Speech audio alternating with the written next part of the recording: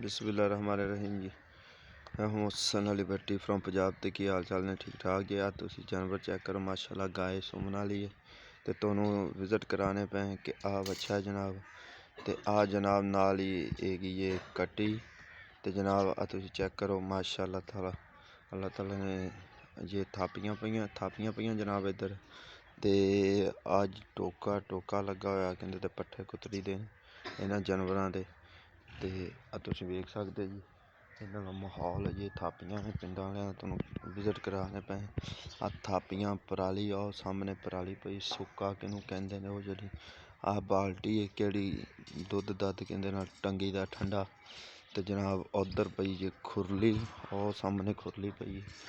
तो आ जनाब इत्थे पई मिट्टी तो बाद आ गए पट्ठे नाल पराली पई है ठीक है।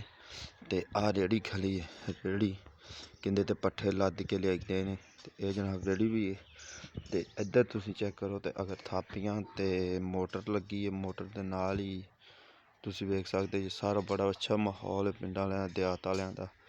तो मेरा तुहानू वीडियो विखाने का मकसद है कि साढ़े चैनल लाइक सबसक्राइब करके रखा करो।